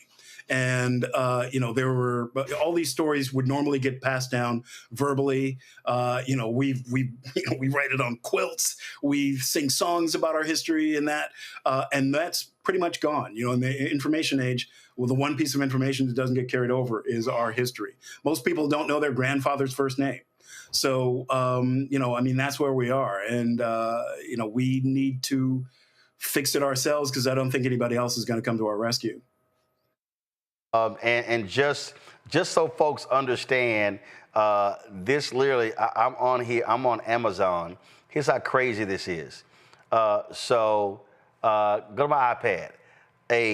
If you wanted to buy the 4-volume box set of Ebony's Pictorial History of Black America, used, all four, is $940.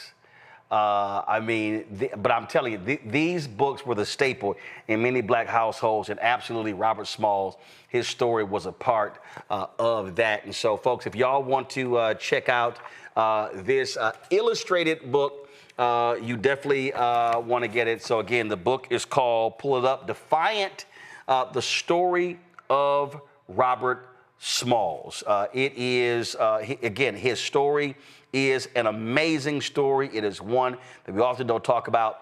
And author Rob Edwards, we certainly appreciate it, man. Thank you so very much. And what are the book sales for? Where can folks, first of all, get the book? Yes. It's available on Amazon. Basically, wherever books are sold, we're sold out at Barnes & Noble, but you can also get it on the Legion M website, and you can get it at the Stranger Comics website. So the Legion M website, what is that? So you can order direct from them. So some people are boycotting Amazon. So what's the Legion M website? LegionM.com. That's the place that we're hoping will make the movie. And I would go to Amazon. We are, there's two versions. There's a comic book. We were releasing it as a issues of comic book, and then there's a graphic novel. So make sure you go to the graphic novel page. We are a bestseller in 2 categories on that. We were the #1 best. We were the top new graphic novel, and so that's great. We sold out everywhere, and we are in a reprint, but it will be available again in about a week. So a question I have for you. All right, so You have this as a book and a graphic novel. What's the difference?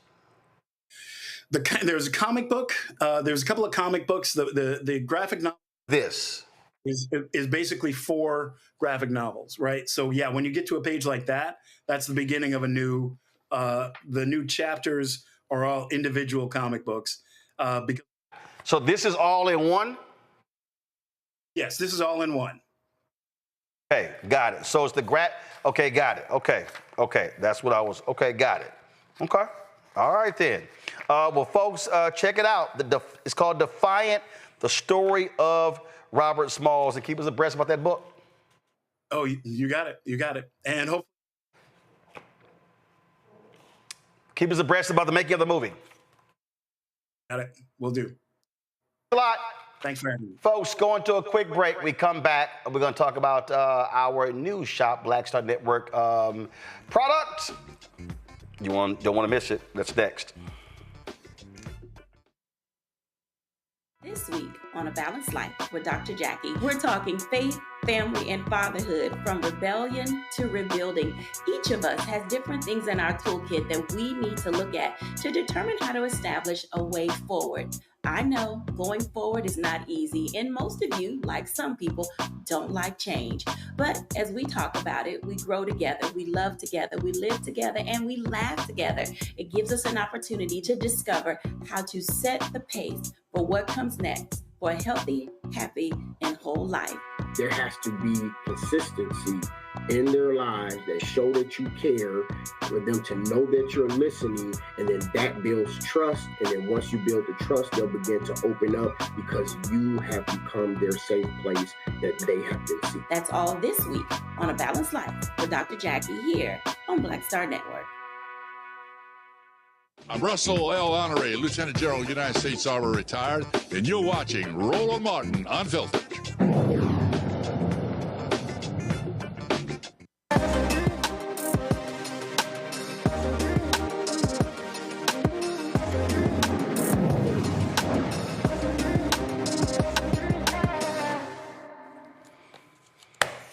All right, folks, your newest product in our shop, blackstarnetwork.com site, is InBooze. That's right. It's a product that allows you to mix all natural cocktails, all that good stuff. Joining us is Ashley Evans. She's the bold woman behind InBooze. They're all natural cocktail and mocktails infused kits that are shaking up drinks in a healthy way. All right, so break us down, Ashley. What the heck is InBooze? So it's a line of cocktail infusion kits, or you can use it for mocktails.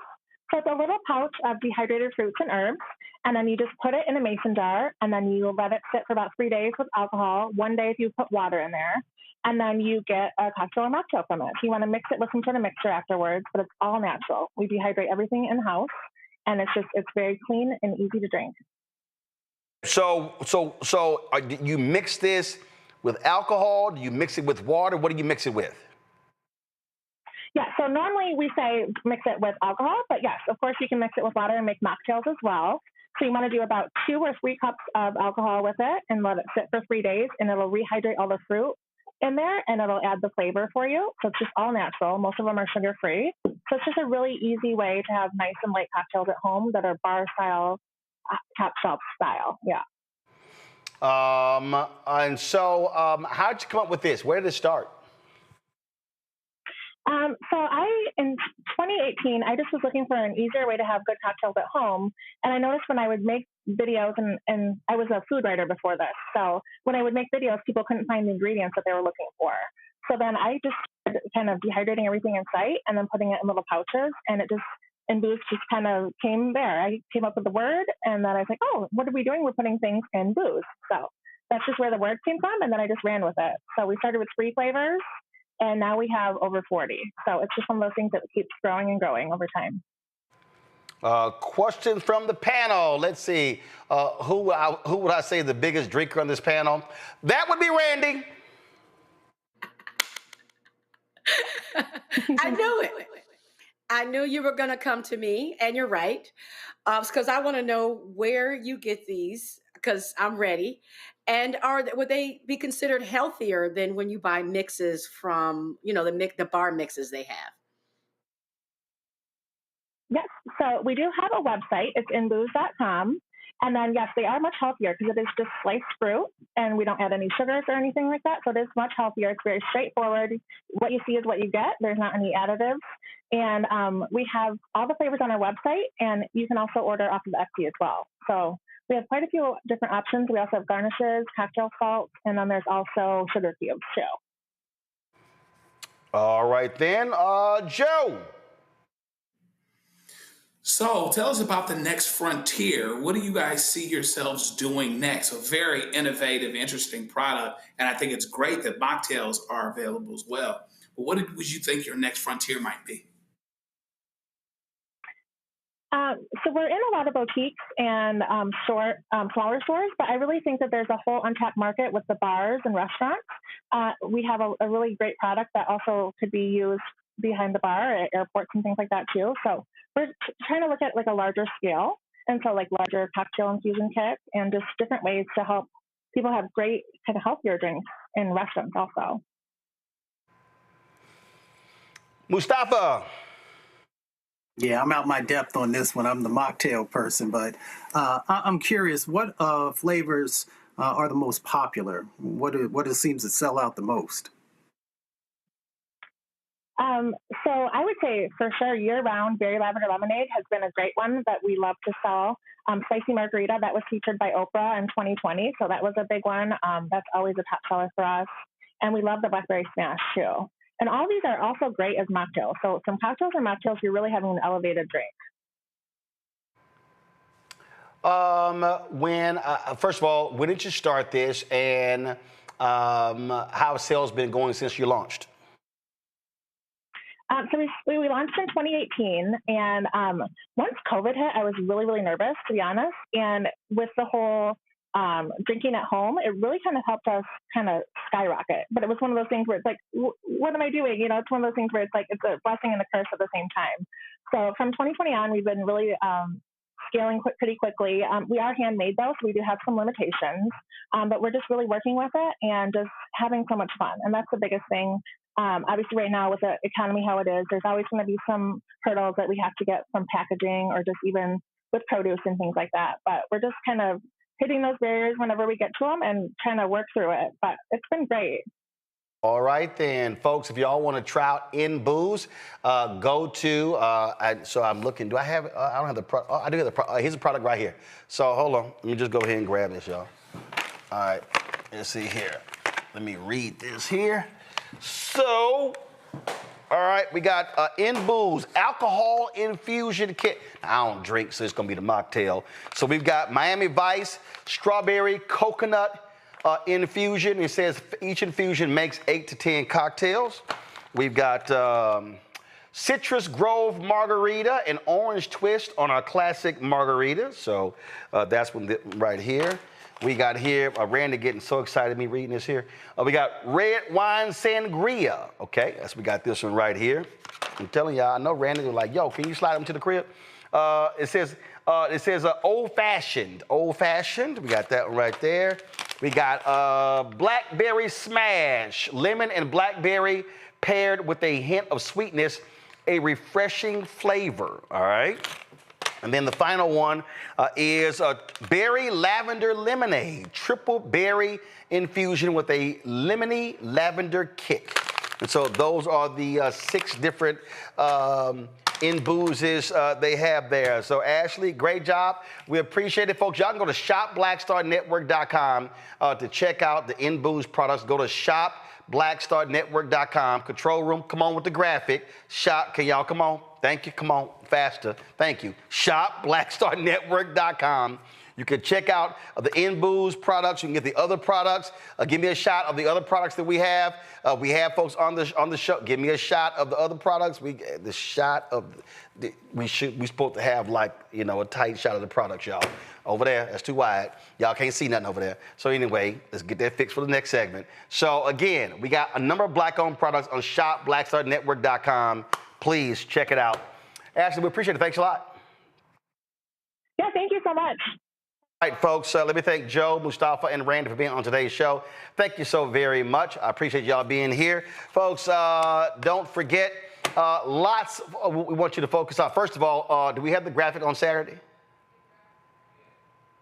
All right, we're going to be Saturday. We're going to live broadcast, y'all. Virginia Democrats have their Blue Commonwealth Gala. We're going to be live there. Oh my God, that graphic is way too busy. We're gonna have to change that. That's a lot of stuff on that. That's way too much, way too much. But we're gonna be live on Saturday, June 21st, again, for the Blue Commonwealth Gala, broadcasted from there. Lots of top Democrats are gonna be there from across the country, and so y'all will only catch the live broadcast right here on the Black Star Network. Folks, support the work that we do. Join our Bring the Funk fan club. If you want to join us via Cash App, use the Stripe QR code. You see it right here. If you're listening, go to blackstarnetwork.com or go to RolandMartinUnfiltered.com to be able to see the graphic. If you want to support us via cash or money, check or money order, make it payable to Roland Martin Unfiltered. Go send it to P.O. Box 57196, Washington, D.C., 2003-790-196. PayPal, R. Martin Unfiltered. Venmo, RM Unfiltered. Zelle, Roland at RolandSMartin.com, Roland at RolandMartinUnfiltered.com. Download the Black Star Network app, Apple phone, Android phone, Apple TV, Android TV, Roku, Amazon Fire TV, Xbox One, Samsung Smart TV. Be sure to get a copy of my book, White Fear, How the Browning of America is Making White Folks Lose Their Minds, available at bookstores nationwide. Get the audio version I read on Audible. Of course, also get our gear, our Black Star Network, Roland Martin Unfiltered gear. You can do so by going to rolandmartin.creator-spring.com. Get our shirts, especially, we try to tell you, FAFO Project 2025. Project crossed out, of course, our shirt. Don't blame me. I voted for the black woman. If you have not gotten your product, send us an email so we can help you sort that problem out. Don't forget, shop blackstarnetwork.com. Get the products there as well. These black-owned products only on shopblackstarnetwork.com. Download the app Fanbase. And we want you to, of course, also, if you want to invest, go to startengine.com/fanbase. I think that is it. I will be, matter of fact, hold on. I got one more. I'm going to be, so Thursday, we are not going to be live on Thursday. It is Juneteenth. I am going to be speaking in Charleston, South Carolina. We will have that speech live right here on Roland Martin Unfiltered during that time. So that's why we're not having a show. So I will be giving the Juneteenth speech in Charleston, not South Carolina, Charleston, I'm sorry, West Virginia. I'll be in Charleston, West Virginia on Thursday, June 19th. I'm in St. Louis on June 20th. I have that graphic for you tomorrow. So if y'all are in Charleston, West Virginia, tell your friends, folks, to come on out. I'm going to be, pulling it up here, I'm going to be at the Charleston Coliseum Little Theater. It's 5:30 to 7. It's free registration. Again, go to, Fireside Chat, Charleston Coliseum Little Theater. I'm going to ask Tanya on my team. It says free registration, but the graphic don't tell you how to register. Folk, y'all got to have stuff on point, please. So we will tell y'all tomorrow how you can actually register for this. So look forward to seeing y'all in Charleston, West Virginia on Thursday, and in St. Louis with the Jubilee Project on Friday. Folks, that's it. I'll see y'all tomorrow right here, Roland Martin Unfiltered on the Black Star Network. Let's now go to Truth Talks.